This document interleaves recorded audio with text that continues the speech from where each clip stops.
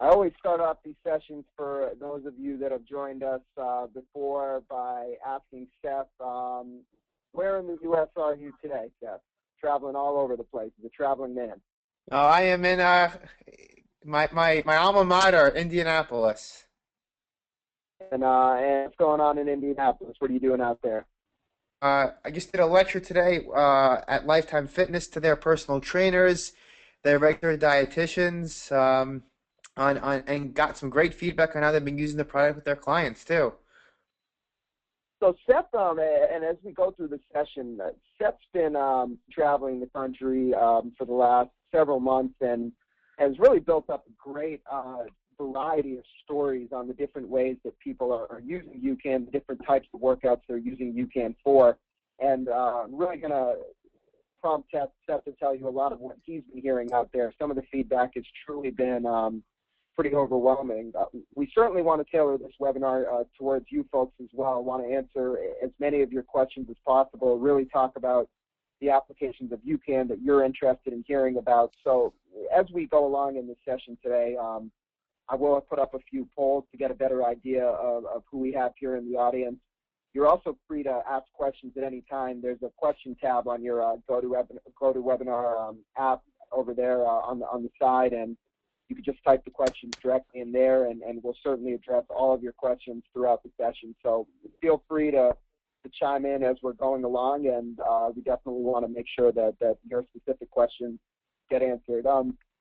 Before we do dive into UCAN, I want to start the session by talking a little bit about the challenge that we're facing today in this country nutritionally when it comes to fueling your body for a workout or just fueling your body in general. And if we look at the first slide on the screen, we're taking a look at some things that are really your typical pre-workout foods. It could be a bowl of cereal in the morning, a quick and convenient granola bar or an energy bar, a banana. That's something that's all too common. I remember every day after when I was in high school eating a banana before basketball practice.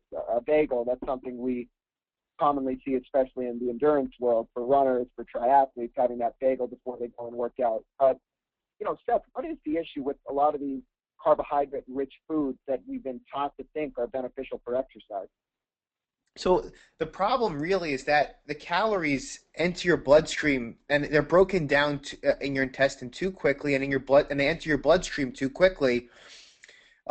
So really what happens is that you flood your body with too many calories at once, and as your body starts to exercise, you burn through them, and then you need to take in more calories in order to maintain your blood sugars, which we're talking about. But the big problem is it causes a high and then a low effect in the body.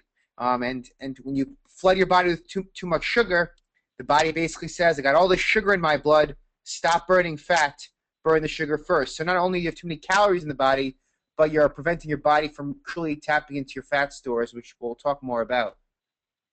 Now, Seth, one of the important terms that we're going to keep going back to over and over and over again throughout this session is this idea of blood sugar. And, for a lot of folks, I think you may look at blood sugar and put it in the context of people with diabetes, and we're all familiar with diabetics having to manage their blood sugar. But if you could just give us an idea of what blood sugar means, and when you talk about stable blood sugar, why does someone who doesn't have diabetes need to worry about stable blood sugar? So really what blood sugar is the level of sugar in your blood, and we usually in between meals have a very small amount, roughly 5 grams floating through our bloodstream. And the big thing is that managing your blood sugar is a key to managing energy. If you think about it, your blood is circulating all throughout your body. It's feeding nutrients to various cells and organs, and it's feeding the nutrients that keep your eyelids open and your ears hearing. But the problem is that if you have fluctuations in blood sugar, it causes energy levels to go up and down. And the other thing is, everybody knows what it feels like to everybody out there who's gone maybe 6 hours without eating. You know what your body feels like when that feeling when you've gone 6 hours without eating, when energy is low, and you're feeling faint and anxious and really hungry. That's the true definition of low blood sugar. after anybody here who's had a can of Coca-Cola and you feel that rush of sugar all into the body and you feel that energy for around, I don't know, 15 or 30 minutes or so, that's the feeling of high blood sugar. And on a really basic level, the main thing is that your brain um, really gets a lot of feedback from your blood sugar, and that's why when blood sugar fluctuates or gets too low, the brain gets stressed and is in this fuel crisis. So managing blood sugar is really the key to managing your energy throughout the day, and then obviously especially during workouts. So we've talked about the effect that some of these foods have on your blood sugar and giving you that rush of energy and a highs and lows in blood sugar. The same issue is occurring with a lot of your sports nutrition products out there. Many of them originally with simple sugars, which when we say simple sugars, we're referring to fructose, glucose, and sucrose. That was really the primary carbohydrate source in a lot of your earlier sports nutrition products, your Gatorade, your Powerade, and your newer products now, especially a lot of the products you'll see in front of you, which are common in the endurance world, are using a carbohydrate called maltodextrin, which is essentially behaves just the same way as a sugar does in the body. It's a complex carbohydrate, lasts slightly longer than simple sugars, but still does cause that flood of calories and that spike in blood sugar like Steph was talking about. As you'll see on the screen, we talk about, and we'll actually move to the next slide, as we were able to look at what's happening in the body when you get a spike in blood sugar. And Seth, you did touch on this just now when you talked about some of the issues with giving yourself that rush of calories and spike in blood sugar. As we're looking at this graph on the screen, is there anything else you'd like to add in terms of what we're seeing here? So the real thing is that when you consume sugars during exercise, it's kind of like playing catch up with the body, especially. You're waiting till you need the sugar, and then you have a gel, let's say, to avoid that low energy during a marathon or during a training run. But then also, if you fuel yourself with too much sugar before a workout, you have you have a sports drink or you have a quick energy bar or a Cliff Bar or the like. The calories get broken down too quickly, and then you're left with that high and low effect. But the problem happens is when blood sugar gets low during exercise, you have a stress response to raise your blood sugar back up, and that again can drain the body. And that's why it's so key to avoid this high and low effect. Now, something else that Seth had touched on and teased initially off the top was when you do spike your blood sugar, you do block your body's ability to burn fat. And we're going to get into the specifics of why that's the case here in just a moment. But let's just take a look at fat as a fuel source. There's really two fuels that the body's able to use for energy. One of them is carbohydrates, which, we've all been taught that you need carbs to exercise, you need carbs for energy. What hasn't been pushed and really emphasized enough is this idea of using fat as a fuel source. And fat is an extremely powerful fuel source. Seth, give us a little bit of context on, the idea of fat as a fuel source and the benefits of training your body to utilize fat as a fuel source. So as Varun said, fat is your best fuel source. It actually has 9 calories per gram, whereas your carbs, they only have 4 calories per gram. So you're getting double the energy into your body. And what's amazing is that you're breaking down the fuel that's stored in your body. I mean, we always think about calories as what we consume. But the truth is our best form of calories is our internal fat calories. And you look at this picture here, and you can see, an average person has thousands and sometimes 100,000 calories of fat to use. I mean, even the leanest people, you could be really lean, less than 5% body fat, and you probably have 20,000 calories. Yet you have small amounts of carbohydrate. And really, the body is meant to save those carbohydrates, those stored carbs. You have muscle glycogen, you have liver glycogen, and glycogen is a stored form of carbohydrate that's meant to be saved for, the end of the race or the high intensity hill climb or high intensity training when you're going to really do a sprint effort. But you want to be burning fat the entire time you're working out because you want to really be able to use this fuel source and not deplete your body of stored carbs. If you deplete your body of stored carbs, that's when you start to feel flat and your muscles don't feel good.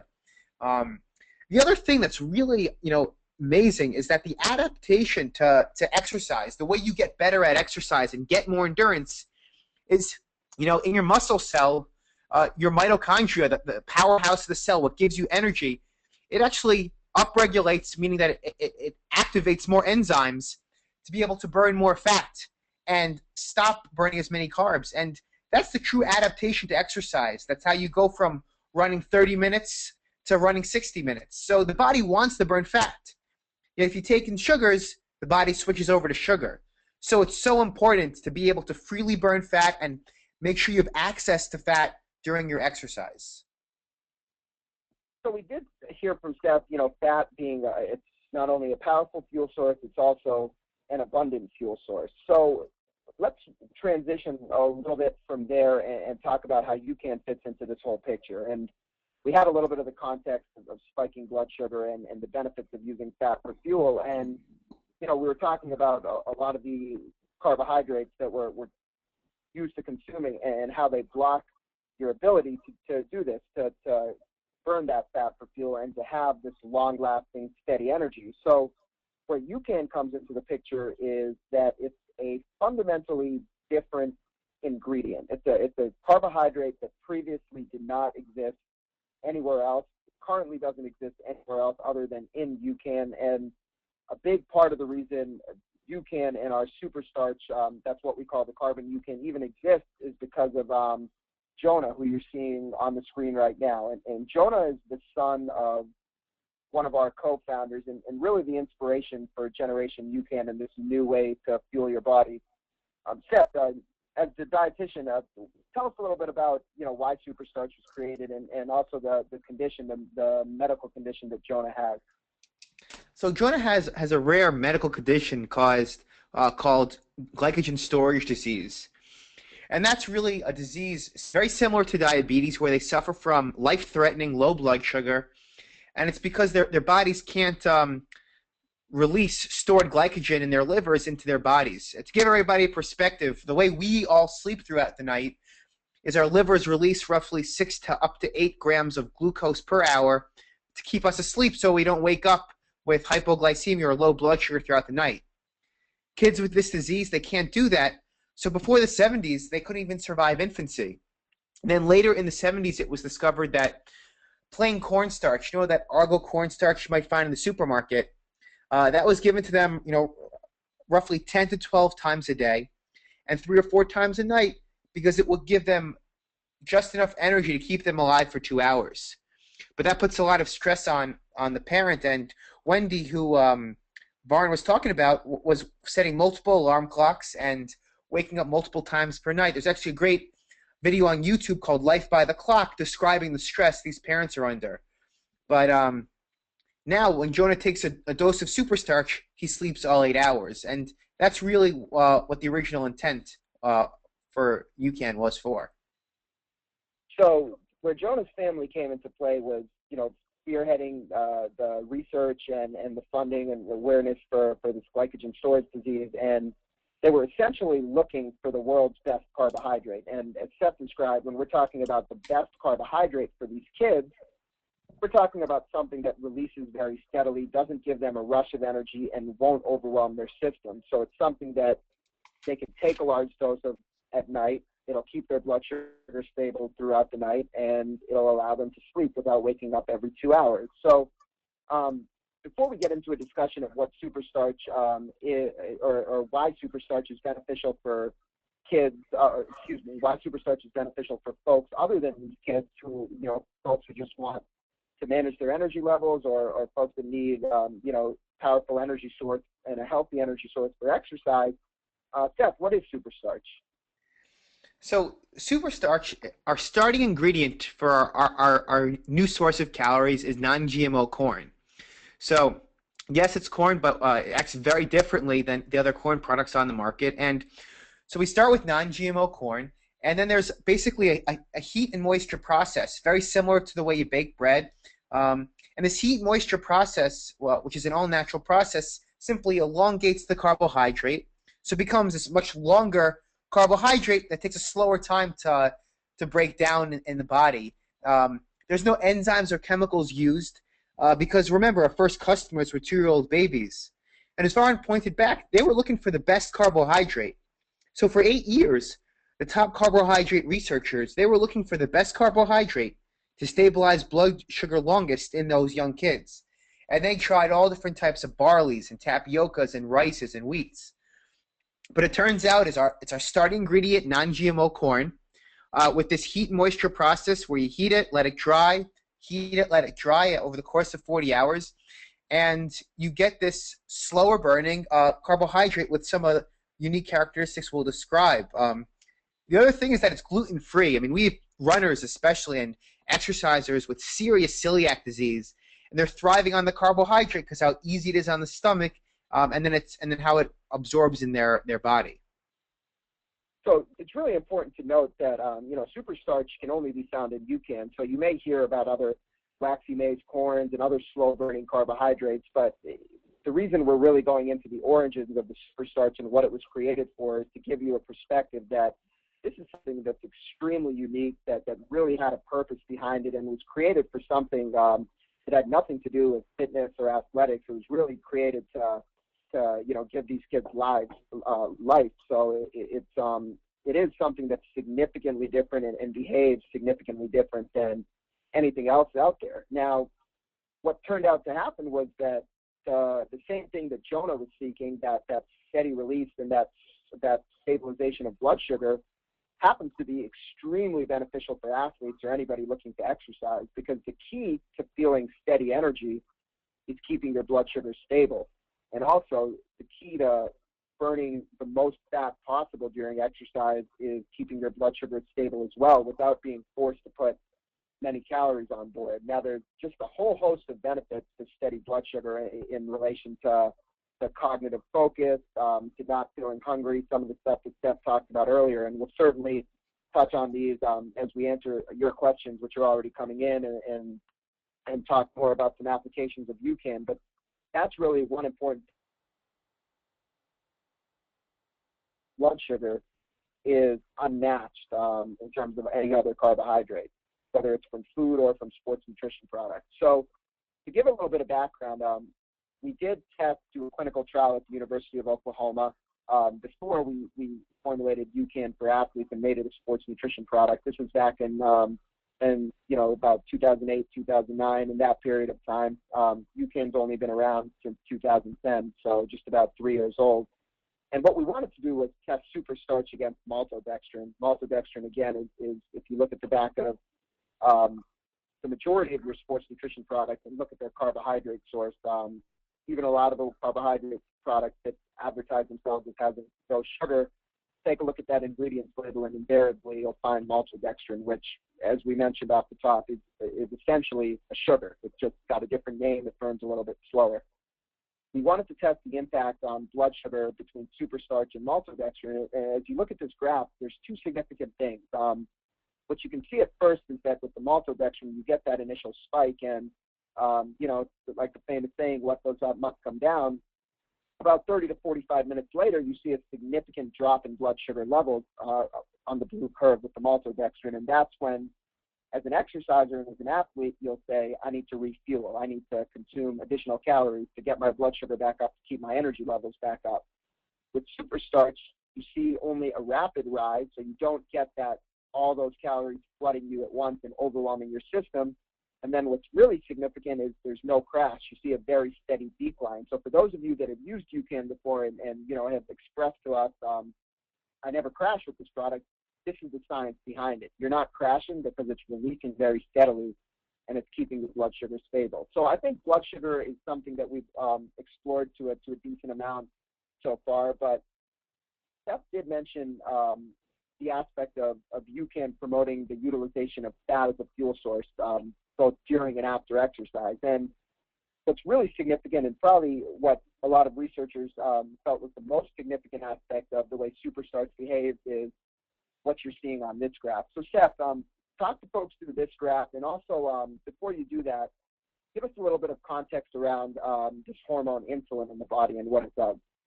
So insulin is one of our body's most sensitive hormones, but also extremely powerful hormone. Insulin has two functions in the body. The first function is that when calories enter the bloodstream, insulin's job, and calories spike your blood sugar, insulin's job is to bring your blood sugar back down. That's its first function. So when you eat a bagel and the calories enter your bloodstream quickly and you spike your blood sugar, insulin comes in to say, hey, blood sugar's too high, let's store that sugar away into the body. The second function is that insulin tells the body to store fat. And this is really why we really want to keep it low, because when you do have carbohydrates that act quickly, as you can see, maltodextrin in our study spiked insulin significantly because maltodextrin was absorbed too quickly into the body.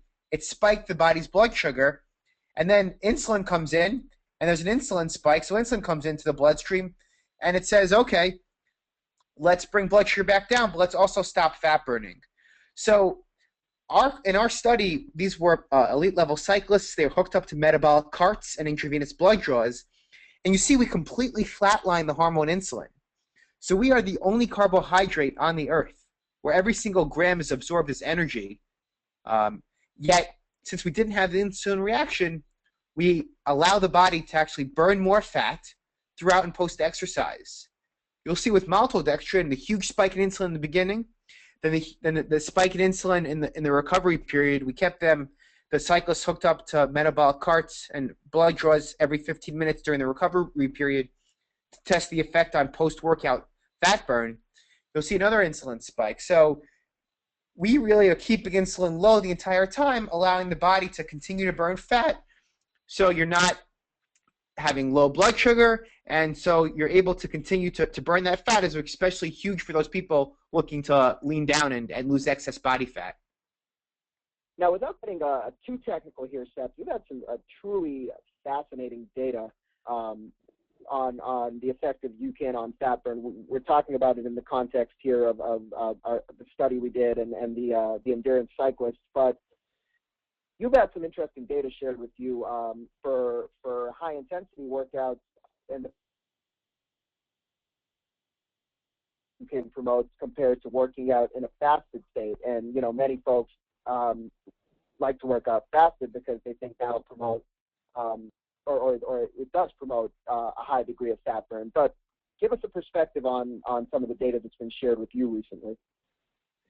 So, you know, our product is sold at Lifetime Fitness, and a lot of our they have a fitness professional called a metabolic specialist that basically tests the ability that one can burn fat. And what they were showing was that UCAN 30 minutes before exercise during this test was actually burning more fat than fasted. And as a dietitian, I would always think, okay, no calories in the body. You know, fasted state, it's got to be the way that you burn the most fat. But this was one of our specialists out at the Lifetime Fitness in Schaumburg, Illinois. And for example, they do a zone test where the intensity increases a little bit through 4 zones. And at the beginning in zone 1, just for example, in the fasted state, they were burning 54% fat. With UCAN in the fasted state, they were burning 78% fat. And then as they increased intensities toward the end, UCAN in the 4th zone, which is approaching higher intensities, the client was burning 58% fat, with fasted only 47% fat. And I guess the main thing here is that by keeping blood sugar stable, your body's able to burn even more fat than if you didn't eat before, because your body will increase stress hormones and can actually raise your blood sugar when you're under a stressful situation like in the fasted state. So by keeping blood sugar steady, we allowed the body to burn more fat. And what was really remarkable amongst a lot of these metabolic specialists was that usually as you approach higher intensities, the body switches over to stored carbs because that's supposed to be what's best fueled for high intensity. Yet having our fat burning be so high at those high intensities really shows that you're really able to burn fat at those high intensities, giving your body that great fuel source again, that fat for fuel. And Seth, I guess the key point would be you're really able to burn fat at those high intensities if you have a carbohydrate on board that's promoting fat burn by keeping your blood sugar stable. Because I know there was a similar test that was done using UCAN versus hammer heat, which contains maltodextrin, a fast-acting carbohydrate, and same lifetime metabolic specialist was on the treadmill at high intensities and found that he was burning significantly more fat with UCAN at those high intensities than he was with the hammer at those high intensities, because the hammer spikes his blood sugar. Is that an accurate representation of the data that he sent you? Yeah, I mean, again, at these high intensities, this metabolic specialist, he was only burning 12% fat with this hammer heat, which is that maltodextrin carbohydrate. But with UCAN, he was burning 53% fat, and this is huge for those out there, especially if you're an endurance athlete or you're working out with weights, because the more fat you burn means the less carbs you burn, and there's two aspects here. It means that there's more carbs available for the body to use for the brain, but it also means that your muscle cells stay more full, so you're not tapping into those carbs that deplete the body. So exercise is really a fat burning game. The more fat you burn, the less carbs you burn, and that means the less carbs you crave after your workout as well. And that's huge for those out there who, after workouts, run to the fridge and eat everything in sight. That used to be me. And by burning more fat and keeping your blood sugar steady, after workout, it's really more of this feeling of I could eat instead of being a slave to the fridge. So we've gone over some of the background in the science, and I want to move over to some specific usage and also get into to some of the questions that are being asked. Just a really quick overview of what UCAN is doing for you in the body. We've talked a lot about the no spike and crash and blood sugar. That's really going to provide you with that steady energy and for hours, depending on how long you're going and the dose of UCAN that you're using. Talked about the ability to enhance fat burn, and a good way to think about this is UCAN's really providing your body with two fuels, both carbohydrates and fat. And that's something that's significantly different than those other carbohydrates that we were talking about, either in the form of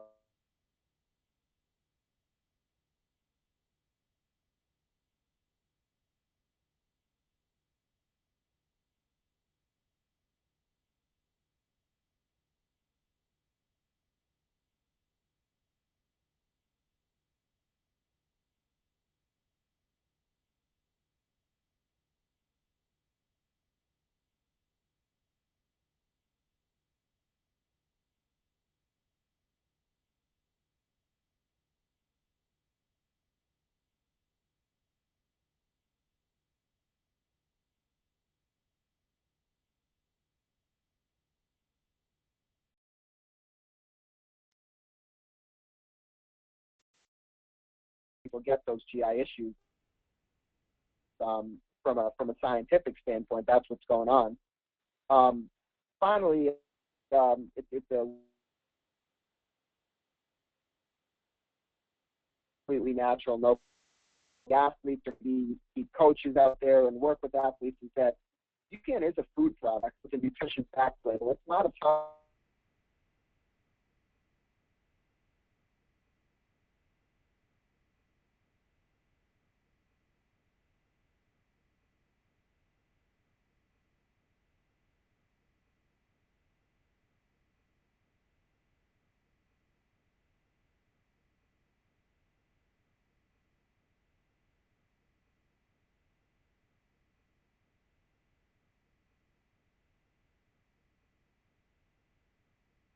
tested very frequently using UCAN with great results. And finally, UCAN is gluten-free. So something else for folks who have sensitivity to wheat or just prefer to maintain a gluten-free diet, which a lot of athletes or some athletes are gravitating towards these days. UCAN does support a gluten-free diet. So let's dive into some of your questions, and I'll start with Chris. And Chris says he's got a basic usage question.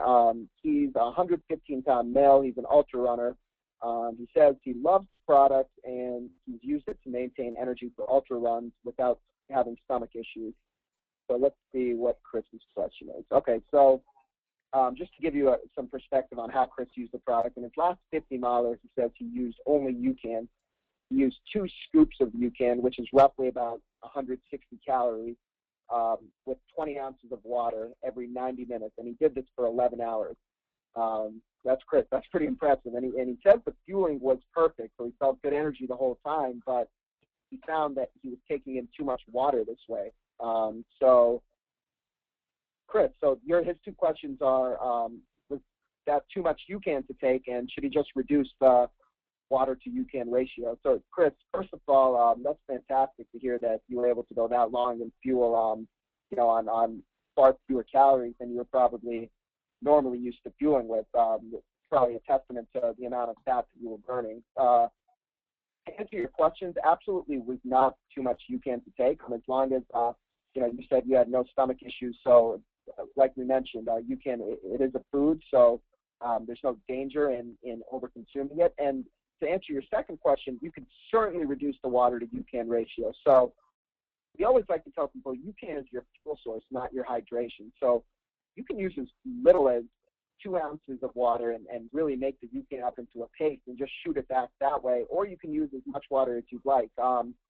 The amount of water you use has no effect on how the product works. So if you're using less water, you just want to make sure to keep yourself properly hydrated throughout the course of that 50 miles. But in terms of concentrating the UCAN and mixing it with less water, absolutely can do that. It won't affect the way that the product works in any way at all. So hope that answered your question, Chris. And that is something that we get from a lot of people asking how much water they should mix with UCAN. So even though Chris's situation as a ultra runner running these 50-mile races may be something that's not representative of everyone in the audience, I think this question is very valuable in the sense that we all should understand that the amount of water you use is really based on personal preference.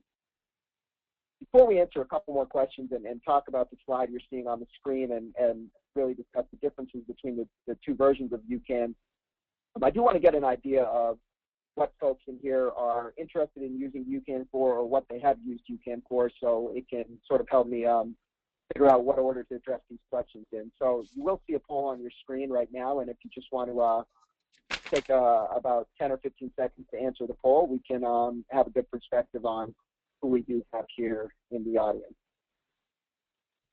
Just give them a couple more seconds, but Seth, maybe you can, or you know what? Why don't I do another question while we're letting folks answer the poll? And this is actually one that comes up frequently. Don wants to know, how do I train my body to burn more fat with UCAN? Well, I have to use UCAN every day, replacing meals. Any perspective on that, Seth?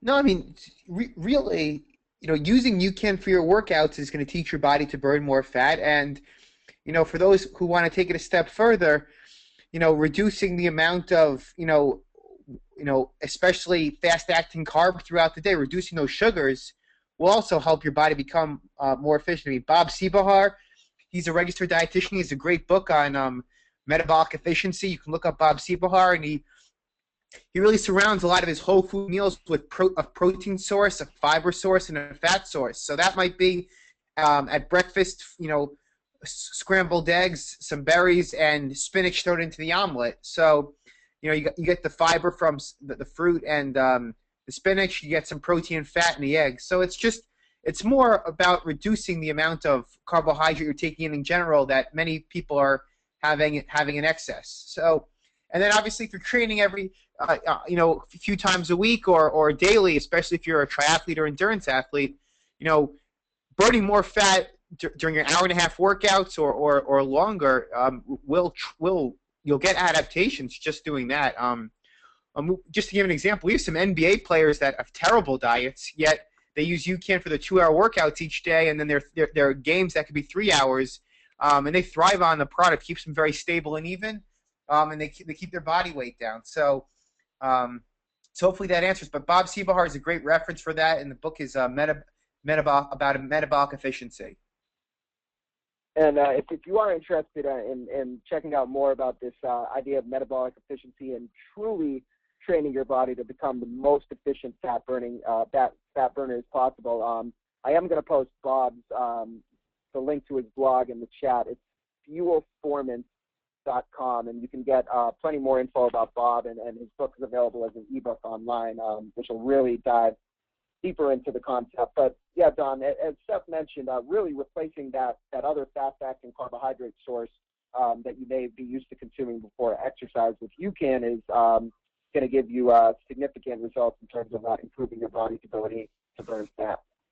As we saw in the poll, it looks like the majority of folks in this audience are endurance athletes, but we do have people interested in some other applications of UCAN, so we'll certainly touch on all of those aspects, but we'll definitely dive a little bit more into endurance as well. So let's take a quick look at the two versions of UCAN and talk about how they're different and how they're similar. For those of you that have used the product, there's the sports drink mix, which contains the SuperStarch and electrolytes, 30 grams of the SuperStarch carb per packet.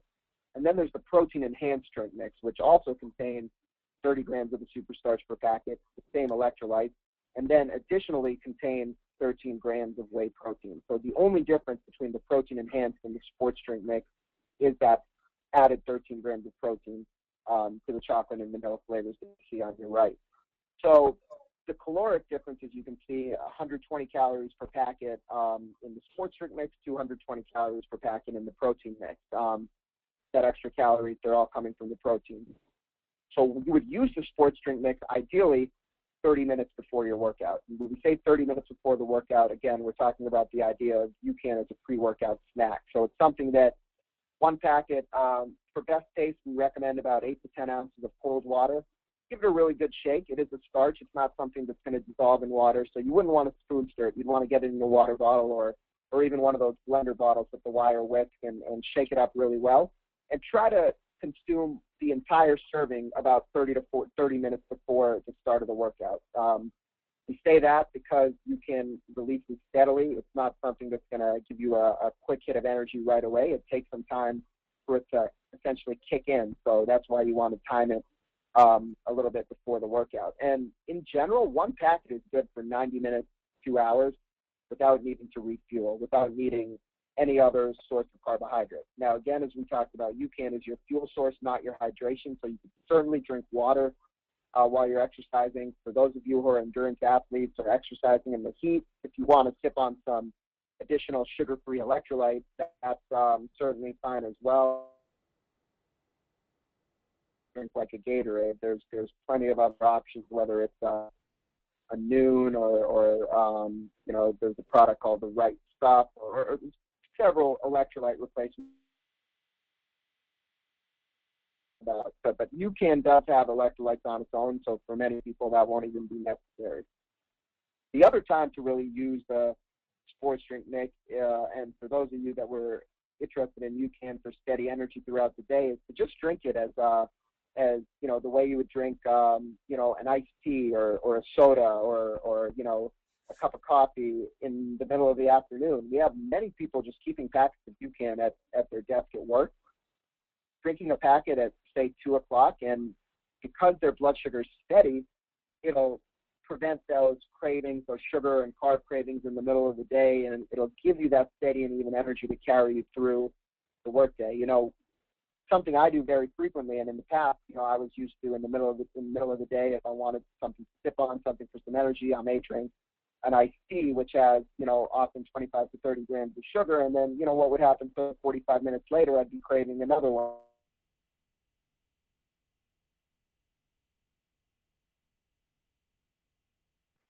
And then finally, you could definitely treat the UCAN as the carbohydrate portion of a meal replacement shake. So if you're somebody who's likely to drink smoothies as a meal replacement, you know, the fruit flavors work great with water, some Greek yogurt, a small handful of frozen fruit. It could be some berries. A particular recipe I like is lemonade UCAN with half a cup of Greek yogurt, a small handful of blueberries, ice, and water, and then I toss that in the blender. That's a great sort of a mid-afternoon or even a great breakfast shake. Usually that smoothie will keep you good for 2 or 3 hours and be satisfied. Steph, why don't you tell us a little bit about the uses for the protein enhanced UCAN? So the main time you'd really use the protein enhanced mix, well, it's two main times. The first one is for those that are waking up in the morning and want to use the protein enhanced as a mini meal. That's also acting as your breakfast shake. It's good to get that protein in because it's been 8 hours since you've ate something, and protein helps curb that hunger in the stomach, while the UCAN is really helping curb that hunger in the brain. So it's a great mini meal in the morning, and a lot of people use it, after, especially, an hour run or a brick with an keep their blood sugar steady and allow their body to continue to burn fat, especially those that are looking to, there's something called the afterburn effect after a workout, which is where the body is really stimulated to burn fat. But if you take in, a lot of the recovery products or sugar-based products, or have the classic orange juice and protein smoothie, you're going to spike your sugars, and the body's going to stop burning fat. And with UCAN, they're able to keep sugar steady and continue to burn fat, especially important for those that want to stay lean. And then it also helps carry someone through, after a session until their next meal. So it's a great, way to keep energy steady and curb hunger until you might get a whole food meal an hour or so or 2 hours after the UCAN recovery shake. Like Lauren said, a lot of people are making, especially our chocolate protein enhanced into a breakfast shake when it's so tough to get a meal in, just simply before they're going to go to work. Some people, Gary Brimmer is a running coach, and he got me onto this recipe. And Gary used to be a gels guy. He used to be all about gels, but now he's using UCAN for a breakfast shake, and he does a cup of iced coffee, a packet or a scoop of our chocolate protein-enhanced UCAN, ice and water, and it's a great way to just get him started with the day. Stable blood sugar, and it keeps him in a fat-burning mode. So except the sports drink mix can be used pre-workout, so it's really a matter of personal preference. We have a lot of folks ask us, can I use the protein UCAN, or what's the difference? And the difference really is if you want those additional calories, if you're going for a long workout and you want the protein to help keep you satiated and keep that feeling of hunger away, then you may try using the protein UCAN before the workout, or also in some cases, if it's been several hours before you've eaten the meal and you want something with a little more substance, you may try the protein UCAN before a workout. So that's something really to test out individually and see which one works better for you. We had a couple sort of somewhat similar questions, so I'll pose both of them to you, and then we can address this topic together. So first, we start with Tom, who says he's training for an Ironman, so his long training sessions are 5 to 7 hours, and his race will be 12 to 13 hours. Over such a long period, should he ingest just UCAN, or should he eat anything else? And I want to give you another question that's sort of similar, so we can touch on both of these topics in the discussion. Daniel asks, do acute carbohydrate loads, for example, a good gel, which is a fast-acting carbohydrate, aggravate the effects of UCAN during exercise? And he says, are there any studies showing the effects of pulse carb loading following UCAN dosing? So why don't we start with Tom's question and talk about using solely UCAN from an energy perspective. If Tom's doing those long 5 to 7 hour training sessions and the 12 to 13 hour Ironman, will just UCAN provide him with the energy that he needs? So from an energy perspective, UCAN, with the combination of, remember, it's not just the UCAN, but providing a lot of your internal fat calories and getting that body in that elevated fat burning mode. I mean, we've had people do 923 Ironman on 6 packets of UCAN. And that's because they really used UCAN during their training, especially to get that adaptation of becoming a really good fat burner. So people are doing a packet every 90 minutes or so for an Ironman, yet there are some people that get that hollowness in the stomach because UCAN is that energy source.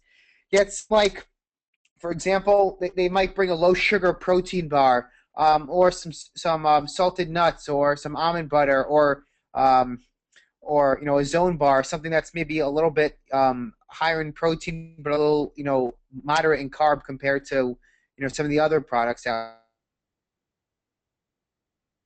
So they're not so hungry. And while others try not to take in any physical food because they don't want to, have it come up, during their Ironman, especially. They're trying to minimize any of those solid foods. So really, that's where you can experiment for yourself. I mean, for a lot of Ironman, they're using UCAN for their 2-hour workouts during the week, or maybe it's sometimes 3, depending on what kind of training you're doing. So they might do a packet, and that might last them all 2 hours during the week after work, or waking up really early. They're having a packet and going out. Some of them have it halfway through, depending on the intensity. Sometimes really high intensity work will make you need to have UCAN a little bit more frequently. So you might do a packet of UCAN before, and then a packet halfway through if it's a 3-hour workout. But many people are just using some protein bars or the like that are low in sugar to help coat that hollowness in the stomach. You don't really want to take in, you want to limit the added sugars because you don't want to have a high sugar load that's going to spike that sugar and take you out of that fat burning mode. So that's really the best answer to give you, Varun. Sounds good. So, Tom, hopefully that answered your question. And like Seth was saying, from an energy perspective, you really wouldn't need to be consuming anything else. It's more for those extremely long workouts, consuming something to keep that feeling of hunger away. And I think we gave a few different ideas of things you could consume that would interact well and wouldn't negate the benefits of UCAN. In terms of Daniel's question, Seth, I think you touched on it there at the end, but he says, the carbohydrate loads like GU aggravate the effects of UCAN during exercise. So to answer that part, like Seth said, they certainly would. If you're spiking your blood sugar with a fast-acting carb during exercise after you take the UCAN, then certainly it's going to make the UCAN negate that steady blood sugar effect of the UCAN, and UCAN won't last as long for you. And the second aspect of it is, for a lot of people, it's mental because they're so used to saying, I'm used to consuming a carbohydrate every 30 minutes, every 35 minutes, and it just takes them a little bit of time to trust that UCAN is actually going to keep them fueled and energized for their hour and a half workout without needing anything else. And so, Daniel, I completely we get that all the time, but from an energy perspective, you can during that workout. And everybody's different. So for some folks that are working out at a very high intensity, they actually do like to up the dose of the UCAN pre-workout. We have people take sometimes a packet and a half, or sometimes even take 2 packets before the workout if they feel like that one packet isn't going to last them the entire duration of their workout. So that's really something to play around with, especially if you want to prevent that need to refuel during a workout. See what the difference is for you between 1 packet versus 2 packets. Seth, what about this idea that Daniel brings up about the effect of pulse carb loading? Is that something that's a term that you're familiar with, and you know what he means? Well, just to, I guess we'll discuss during the workout. The main thing is that if you take in the gel while you're using UCAN, you're gonna spike your blood sugar, and keeping UCAN will keep you steady in the background. But again, it's going to prevent that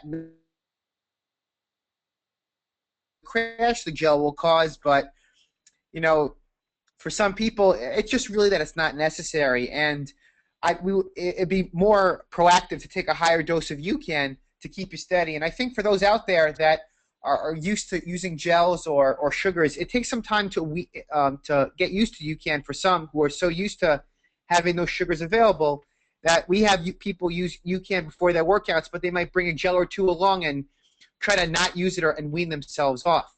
And so that's the question. I mean, that's the answer. The Varun, was the words you said, was it pulse carb loading?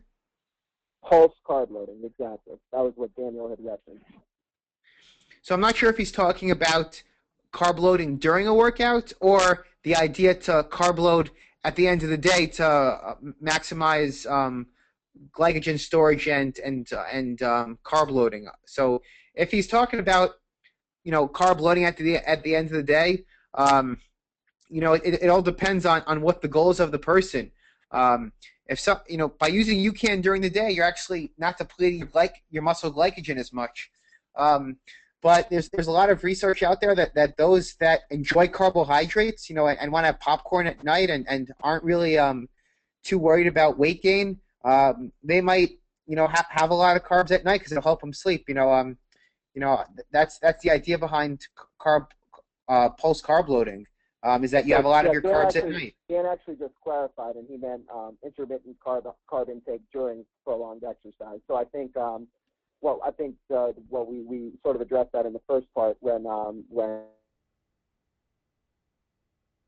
that you don't intake fast-acting carbs during the exercise in conjunction with UCAN, and that UCAN on its own is really an effective energy source to keep you stable and to maximize the fat burning benefits during exercise.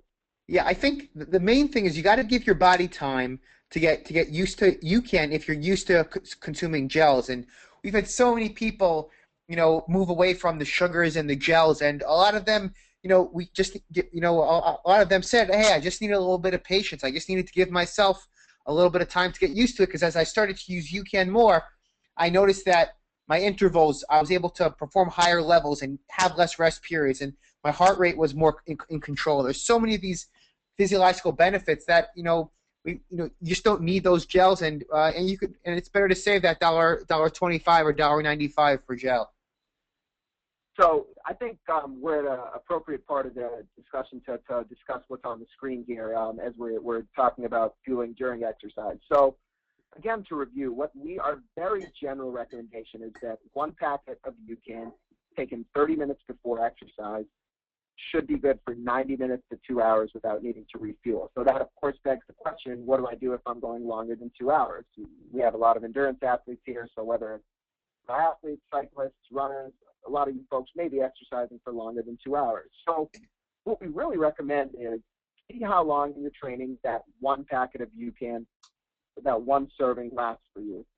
If the serving of UCAN gives you 2 hours of steady energy, then when you're going over 2 hours, you just want to be able to take an additional packet every 90 minutes or so. And the reason we say 90 minutes is, as we talked about, UCAN takes about 30 minutes to kick in, so you really want to back time it and finish that dose of UCAN 30 minutes before your body needs it for energy. So similarly, if you're finding that serving of UCAN lasts you 90 minutes, then you should be dosing with UCAN every hour in order to not to feel that consistent energy throughout your long workout. Now, when you're consuming UCAN during, again, it's important to note that you can have it with as much or as little water as you'd like. So a lot of runners who don't want to run with a water bottle, they'll actually mix UCAN as a gel or a paste consistency in a small gel flask with about 2 to 3 ounces of water.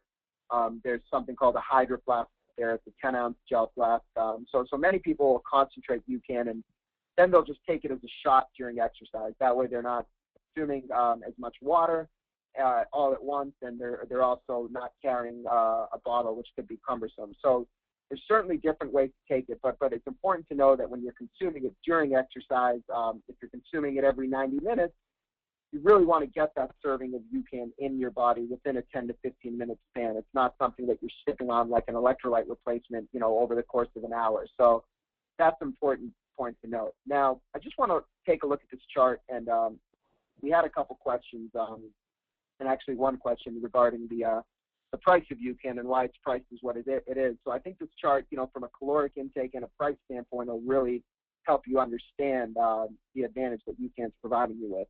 So, we say that one packet of UCAN for exercise between 90 minutes and 2 hours is really all you need. It's 130 calories, $3.25. Now, for that same 90 minutes to 2 hours of exercise, if you were to consume an energy bar, a Clif bar, and then, sip on your 1 bottle of your sports drink or 1.5 bottles of sports drinks like many people are prone to do, first of all, you're talking about 350 calories, and you're probably going to end up spending, between $3 to $5, depending on what bar and what sports drink you're choosing to use. So, you're coming in either around the same price or higher price than you can. By the same token, 90 minutes to 2 hours of exercise, many people are consuming 3 to 4 gels, 300 to 400 calories, and, at a dollar and change per gel, again, we're talking in that 3 to 4 hour range. So the whole idea of UCAN is, first of all, you're using significantly less calories because the calories in UCAN are very steadily released, therefore they're very efficient.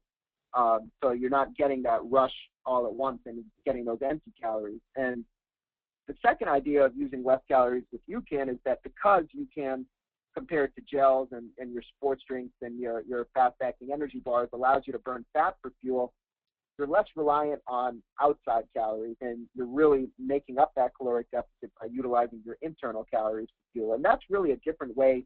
It's something it's a very different concept. So you have to really wrap your mind around that idea of how am I going to be able to fuel myself when I'm taking in so many less calories. And, just time after time after time, both from my clinical research and from the feedback from athletes, we're just hearing so many stories of people improving their times on less calories, they're feeling better, less stomach issues. So, the idea of feeling better and having less GI issues when you're taking in less calories is, I guess that could be pretty apparent. But I also want to make it very clear that the folks are improving their performance this way. So if you're somebody that's worried, am I not going to be able to hit the time that I want or perform as well as I want fueling with this method? It's really not the case. It's just that we've been taught to think about fueling ourselves for exercise, and especially endurance exercise, a certain way, because with the previous ingredients and carbohydrates that were available to us, this was the best solution. This is what we had to do. But again, to stress that UCAN is something so unique and fundamentally different, it's really changing the way that we think about fueling our bodies. And Bob Siebehar, who we referenced, who was one of the first guys to try the product, one of the guys that pushed us into sports nutrition. He's a sports dietitian for the Olympic triathlon team in 2008, the U.S. team. And Bob told us that SuperStarch is going to change the face of sports nutrition and change the way he and other dietitians work with their athletes. In terms of this idea of maintaining blood sugar, you do see a quote on the bottom of this slide, but I just wanted to read it out loud. It's from Dr. Kathy Eckel, a researcher at Yale University, and she studies the human metabolism. And Dr. Eckel says that it's really the ability to maintain blood sugar that sustains energy levels. So from a fitness standpoint, UCAN is huge because you're able to maintain blood sugar without putting lots of extra calories on board. It's really beneficial because you can make every calorie count. So that just highlights this idea that we've been talking about. Tom, Tom had asked if we were planning on making a UCAN gel. Tom, I can let you know that it's definitely something that we're working on. Hope to have it available. Don't want to make any promises, but certainly something we've been looking at that we'd like to have available by the end of the year. So it's certainly something we're working on. And like I mentioned, in the meantime, we have plenty of folks making their own UCAN gel by mixing it with 2 to 3 ounces of water and concentrating it. So that right now is the best option, but hopefully something we will have available in the pretty near future. And I just wanted to, not to belabor this point too much, but on the whole idea of the serving size and the price of UCAN for workouts, but a lot of folks who want to use UCAN, who love that UCAN feeling and want to incorporate it into their steady workouts, their daily workouts and their everyday gym sessions are doing is, if they have the pack 45 minutes to an hour workout, we have a lot of people that are actually just using half that packet. They feel like that gives them the steady energy they need to get through a 3 or 4 mile run or a 45-minute session at the gym. We also have other folks who have moved on to our tubs, which has a slightly smaller serving size, and they'll just use the 1 scoop of UCAN from the tub, which is about 80 calories and averages about $2 a serving. They'll use that for their daily workouts. And if we really think about it, most of us, what we spend on food or sports nutrition to give ourselves energy for a daily workout, whether we're conscious of it or not, we really are spending a couple bucks. And then, like we talked about, UCAN again prevents that need to eat and those cravings that for hunger immediately after a workout. So you could also think of it that way. If you're not putting in those unnecessary calories or those a convenient energy bar that as you're coming home from the gym, you may just grab a energy bar for a couple bucks to get something in you. If UCAN's preventing that need, that's another way to think about the price point. Let's go a couple more questions here. And actually, before we do that, I want to just hand out a couple pieces of information. First of all, I really want to thank everybody for your participation, for being with us tonight.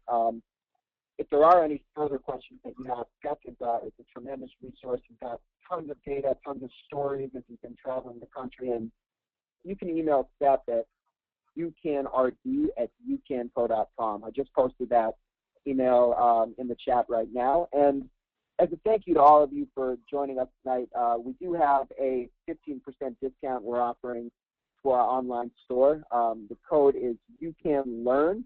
I just posted that in the chat for 15% off. That will be eligible through the end of the evening and likely for the first half of the day tomorrow as well. So do take advantage of that. Our online store is generationucan.com/store, which I've also posted in the chat, and you'll be able to enter in that code UCANLEARN at checkout. Let's go to Jeff's question. Jeff has actually a great question, which Steph, I'll let you comment on. And I just heard feedback about this recently. Jeff wanted to know, it says that he's been using chocolate milk after a workout and wanted to know if that spikes your blood sugar. So it's such a fantastic question because how often do you hear chocolate milk for recovery, chocolate milk for recovery? Steph, go ahead, you take this one. So, chocolate milk definitely spikes blood sugar after a workout. There's around 20 to 30 grams or even more of sugar in chocolate milk, and there's around 8 grams of protein, and it's definitely spiking blood sugar. One of the first chocolate milk studies was actually done at my alma mater at Indiana University, and chocolate milk was a great improvement to Gatorade for recovery, and that's really how it got its popularity. And that extra protein helped replenish the body a little bit better, but problem is that after workout, if you spike your blood sugar, the first problem is that after workouts and spikes in blood sugar in general just are causing the body to not have good blood sugar management, and we've heard the term metabolic syndrome, which is a disease state with caused by too much spikes in blood sugar. And even there's research at University of Connecticut showing that getting high blood sugar levels is leading to greater risk of certain diseases. So if you can keep your blood sugar steady, you really don't need that replenishment afterward of chocolate milk. And the other thing is that when you're keeping your blood sugar steady, your blood sugar is not getting low, so you don't need to replenish with as many sugars afterward. So the answer is yes, it definitely spikes blood sugar. Actually had a really interesting conversation, and I just posted it in the chat about a month or so ago with Kim Conley, who's a Olympic 5K runner for the United States, and she was talking why she loves using it so much, and we were talking about this exact point on chocolate milk versus UCAN for recovery, and Kim said that after her hard workout, she would always drink chocolate milk for recovery. That's what she'd always heard you should do. That's what she was taught to do, and while it would help her from the recovery aspect, she said 30 or 40 minutes after she'd drink it, she could feel her blood sugar drop. She'd be really cranky. She'd be tired. She'd be extremely hungry, and if she didn't get a meal in her right away at that point, she would, she would completely bonk and feel extremely fatigued. And Kim, since then, has been using the chocolate UCAN for recovery instead of chocolate milk, and finds that she can go an hour and a half to 2 hours before she needs to get a meal in her. And during this period of time, she feels completely stable. She feels good energy. She doesn't feel any of that crankiness, that tiredness, and that extreme fatigue that comes with low blood sugar. So you can hear Kim say that, better than I did in her own words. If you just Google Kim Conley UCAN, and you'll see a video on YouTube where Kim is talking about the differences that she's felt using chocolate UCAN versus chocolate milk for recovery. I got a couple other ones that we can address, and Steph and I are happy to stay on and answer your questions for as long as folks still have them. So Steve, Jeff, Simon, Don, Tom, I see all your questions up here on the chat, and we're going to work our way right through all of them. So just stick with us for a few minutes, and we'll definitely get to your questions.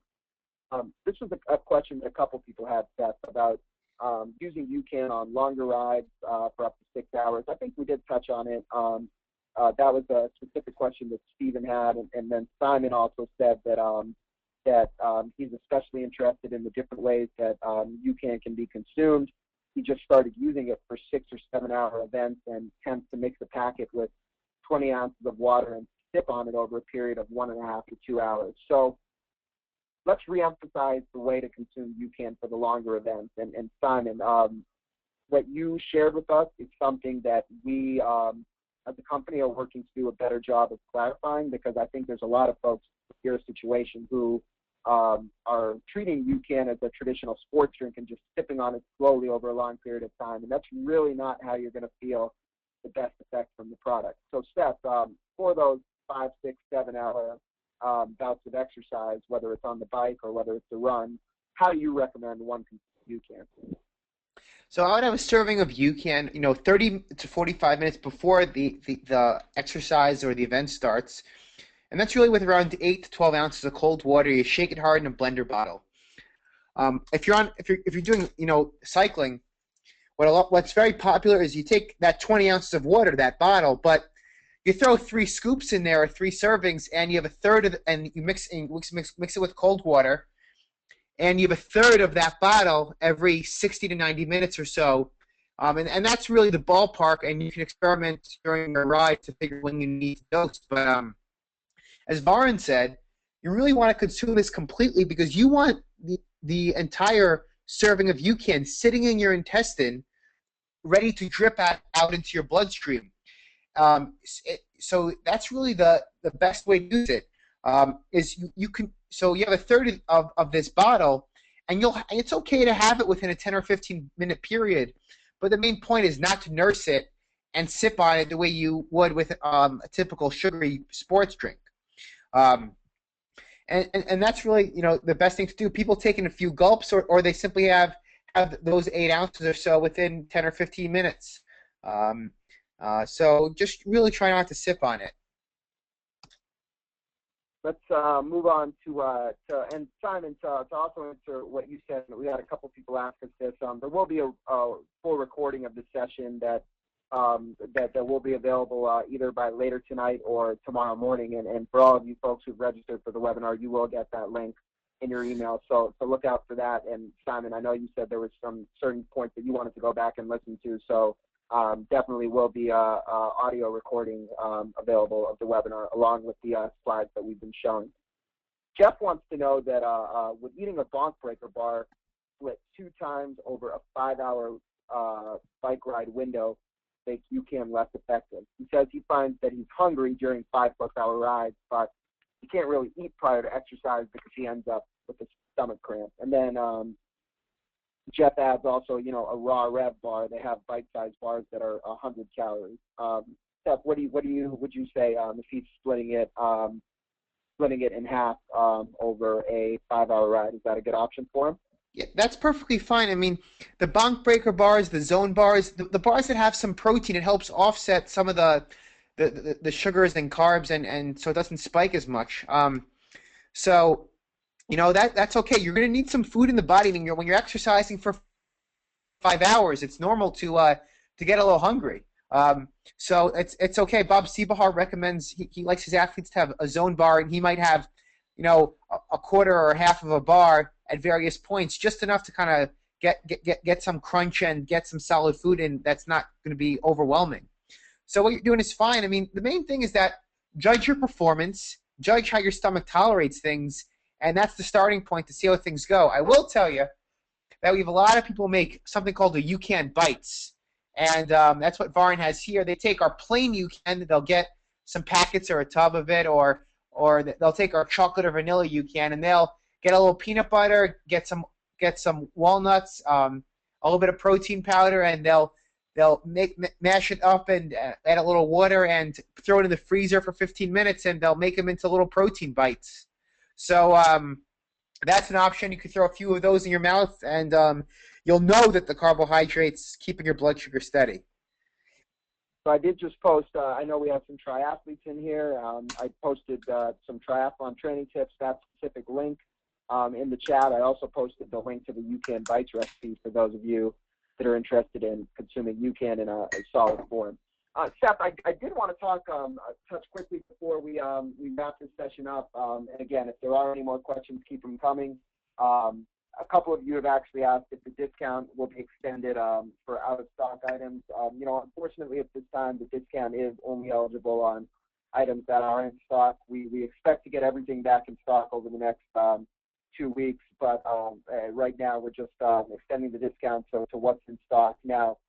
Even though you do see the tubs of some of the flavors out of stock, the packets are available. So all the flavors are in stock. It's just in some cases the format that you may desire won't be in stock. But I can tell you that the price difference between the packets versus the tubs is not very significant if you cost it out to serving per gram. So yeah, we do apologize that we have something out of stock, but we're working as quickly as we can to get everything back in.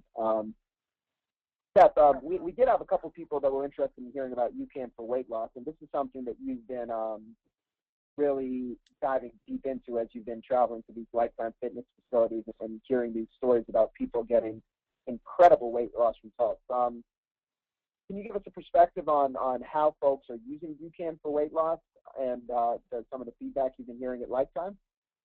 Yeah, so, a big problem a lot of people have is that they eat a lot of their meals based on their blood sugar dropping, and that's when we choose things like chips at lunch, or we get the granola bar at 3 o'clock, or at dinner we kind of, snack on pretzels and things, even, or bread at dinner. And what UCAN is a tool to help accelerate weight loss results, because people will have UCAN, let's say they'll have it at 3 o'clock in the afternoon on a non-workout day as a snack. They might do our chocolate protein enhanced or our lemonade, and they'll have this in between lunch and dinner. So it keeps their blood sugar steady. So when they go into dinner, they're not too hungry. Their blood sugar is stable. So at dinner, they can focus on the foods that are important for weight loss, like veggies and lean proteins and healthy fats, rather than over-consuming rices and things. And also, because whenever you use UCAN, our carbohydrate, versus any other food on it, you freely burn fat rather than store it, and you keep your sugar steady. Two things that are important for weight loss: freely burning fat, so enhancing fat burn, and keeping sugar steady to avoid those highs and lows in sugar cravings. So they invest in 100 calories, which is on average one packet, or roughly the amount between a scoop and 2 scoops, and they have that serving at 3 o'clock. Instead of having the granola bar, instead of having the impulse choices at work like the candy bar or the things that you overconsume. I mean, there was a teacher that was talking about how when she was grading papers, she'd be snacking on wheat thins at 3 o'clock, and all of a sudden it's 5 o'clock, and she's still snacking on wheat thins. So she was having around 500 or 600 calories just from wheat thins because it was this unconscious eating, and it was really using UCAN. Now instead of those 500 calories of wheat thins, having 100 calories of UCAN, and also the calories act differently, promoting that weight loss. I mean, one really interesting story was that Ashley Strickland is a personal training department head out in Sixth Fork in North Carolina, who never get through a workout, who's actually going to the bathroom to splash her face with water to try to motivate herself. And the first time this client used UCAN, simply 1 scoop before an hour workout, the client got through the workout because blood sugar was steady for the brain and she was motivated. And then what was really interesting is that Ashley was smart and noticed that the client was overeating at dinner, especially making poor choices like Mexican food or with lots of chips or an Italian meal. And what Ashley decided to do was to have UCAN at 5 o'clock at night, 1 hour before dinner, so she would focus on those healthy foods like we were talking about. And in 2 months, Ashley told me her client, who was a 33-year-old female, lost 26 pounds in 2 months. And that's the quickest weight loss result I've seen. It was really phenomenal. And now what was really interesting is that Ashley told me is that her client now doesn't need to have that UCAN dose at 5 o'clock because she's changed that habit of having healthier foods at dinner and now is using UCAN around 2 or 3 o'clock instead of having that third cup of coffee she used to have. So that's really been really phenomenal.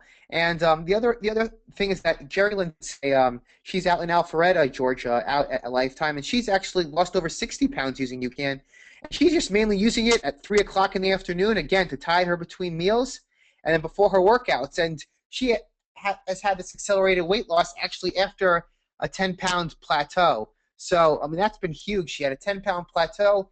She started using UCAN. It blasted her through the plateau. And that's because if you think about it, the more fat you can burn during your workouts and the more you can use UCAN as a tool to curb those sugar cravings, the more the weight loss results will be continuous. I mean, Bob Siebelhart says it best that we know that after 6 to 12 months, the majority of people regain their weight back. And especially Bob, he's not seeing that with his clients that stay with their nutrition plan and use UCAN as a tool in that plan. And Seth, a lot of great info that you just shared, and not to have it be overkill, but just a very quick personal story with my dad and the way he's implemented UCAN. He did something extremely simple, and this speaks to the question we had at the beginning in terms of training your body to burn more fat. All my dad did was replace his morning bowl of Raisin Bran cereal with a packet of our cranberry raspberry UCAN. So he's having that for breakfast at about 8:30 in the morning. He started doing this in early April, so just about 3 months ago. And he replaced that Raisin Bran with the UCAN and does his 45 minutes to an hour on the elliptical. And what he's finding is that he was able to push himself harder throughout his workout, but then after the exercise, typically if he was having the cereal before he exercised, when he was done, he would be really hungry, and he may have a banana, and something that is perceived to be healthy, but will still spike your blood sugar and will negate some of that fat burning. But he would do it because he'd come upstairs, and that's what he saw in the fruit bowl, and he'd be hungry. Using UCAN, he doesn't have that hunger after workout. He's able to time it to just go shower, not eat anything until lunchtime, and in 3 months he's lost 17 pounds, and he's legitimately made no other changes in his diet other than replacing that morning bowl of cereal with UCAN. It helps him work out harder. He's burning more fat during his workout, and he's not eating something that would prevent him from burning fat post-workout. So that's just to give you a perspective. If you're somebody that just wants to lose that additional 10 pounds, 15 pounds, and not somebody that's extremely overweight but has a little bit of weight to lose, UCAN, we were just hearing it in so many directions. It's really that tremendous tool to help you break through that plateau, and it's something that where you can, if you're willing to put the work in terms of exercise, you can achieve phenomenal results without completely rehauling your diet. So, really, really good stuff we've been hearing recently. Seth, I guess we'll get ready to wrap this up. Just wanted you to close this out with, a summary on some of the key points that we hit on before we get out of here. Right. So I think the main thing for everyone out there is that, stabilizing blood sugar is what's really necessary to maintain your energy throughout the day. And that's why, even some people who are, you're working a 12-hour, you might do your training session.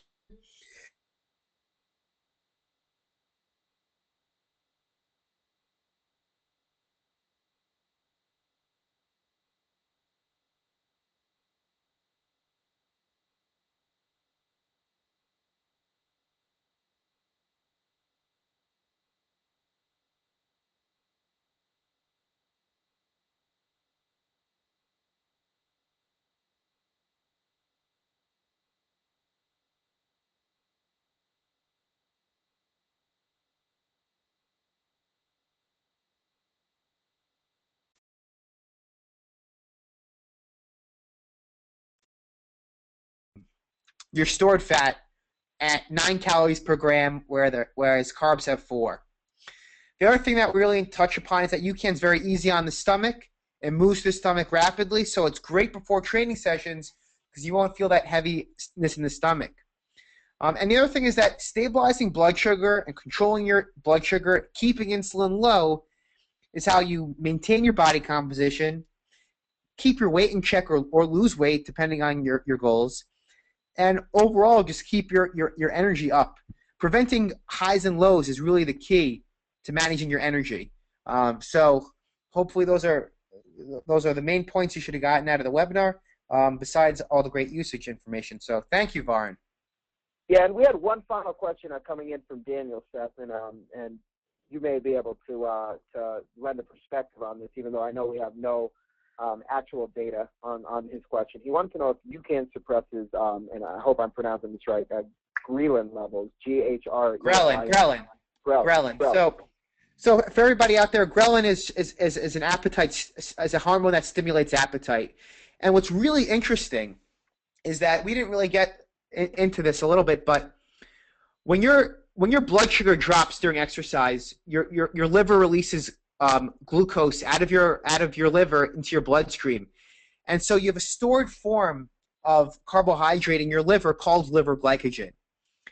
And research shows that when liver glycogen gets very low, ghrelin, the appetite stimulating hormone ghrelin, skyrockets, and that's because first thing is that your liver plays a central role in signaling metabolism.